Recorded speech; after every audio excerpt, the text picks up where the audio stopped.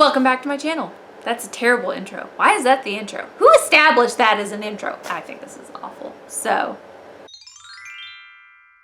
this time it's sort of a sewing video. It's pattern review because I didn't actually film the process of making my cute Valentine's Day dress because I wanted to get it done quickly. But I do want to talk about pattern because I feel like this is a pattern for a lot of people, especially if you're trying to get started making vintage styles, like 1950, 1940-ish styles. This may be a good pattern to start with. So the pattern we're talking about today is the Simplicity S8979. Right there. Now, this pattern came out around Halloween and it kind of looks like a Halloween type pattern. Everybody on the cover is got the big bouffant hair and all that kind of crap, but I found it was actually a pretty easy pattern to follow. I really like the style. I like the basic shape and everything, and I like the detailing around the top of the bodice. So I want to talk a little bit about this pattern. It is a princess seam bodice with a full lining, a yoke with a bound neckline and armholes, and a square skirt with a rolled hem. Okay, let's talk about the construction of this. So as I said, there's three main parts to this. There is the yoke, which is two pieces, a front and a back. The back is split down the center. There is the bodice, which is made up of a bodice front, a back, and side back pieces.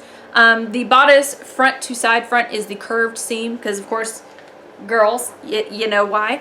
Everything else is a straight seam, and it is split down the center of the back to make room for the zipper. This pattern called for an invisible zipper.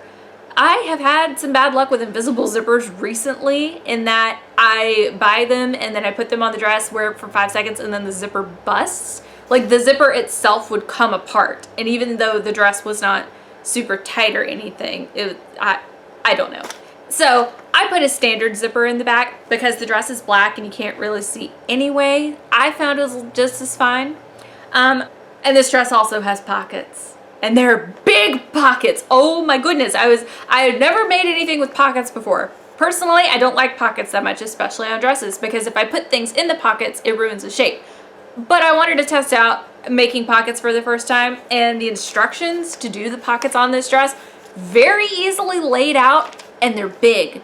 They're super big. I can put like my whole hand in my pocket, and I can put snacks in my pocket.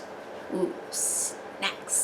I did mine at a size 14, which fit really well. When I did my mock-up, I didn't have to alter very much, except maybe nipping it a little bit more along the top of the bodice.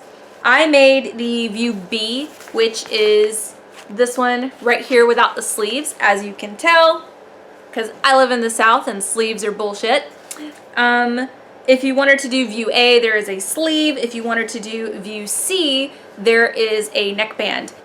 Overall, this pattern was super easy to put together. I did it in like 2 days with this cute cherry fabric that I got from Joann's and this lovely red chiffon as the accent along the yoke. The only issue I kind of had with this pattern is that at the very beginning of putting the bodice together, it says to reinforce the V-line right there at the neck or at the top of the bodice itself by sewing along the seam line and then clipping to where it sits. But then when I tried to put the yoke on, since the yoke was not clipped, it was kind of hard to put on. So my suggestion would be to not clip it until later in the process, and then you can cut it down. That's my one suggestion.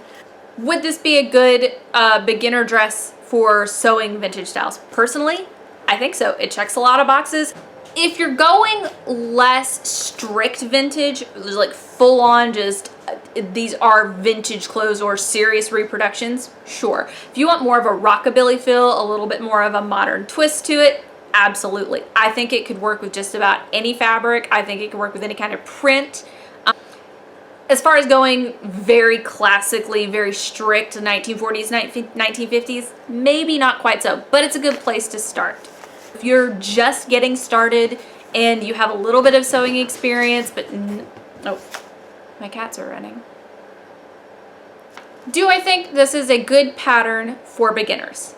Yes, beginner to intermediate friendly. So yeah, overall review of this pattern right here.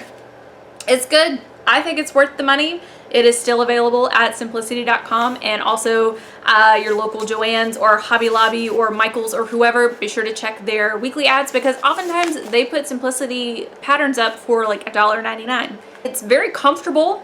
It's fairly easy to put together. It's lined, so it's got a good stability to it. So I paired my dress with this very simple headpiece I made with some red felt and a little black satin ribbon. I got the pattern from Angela Clayton. I'm sure lots of people, if you're watching me, I'm sure you know who she is. She posted this video on her YouTube a couple days ago. I spent like a day making this. It's really cute.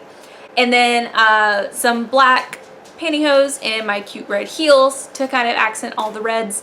And I put a A-line petticoat to get that full shape. So yeah, overall thoughts.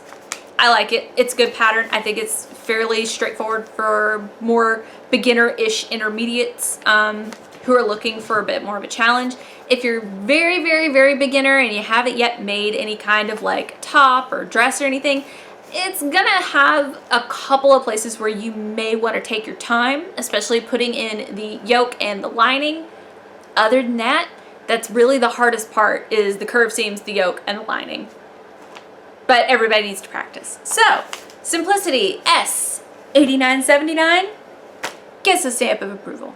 Thank you guys for watching. If you would like to stick around, make sure you hit the subscribe button. If you sort of liked this video or enjoy sewing or think Simplicity patterns are cool or like vintage fashion, just like the video, hit the little thumbs up down there. If you want to know the next time I upload a video, be sure to hit the bell icon, because who knows when that will be.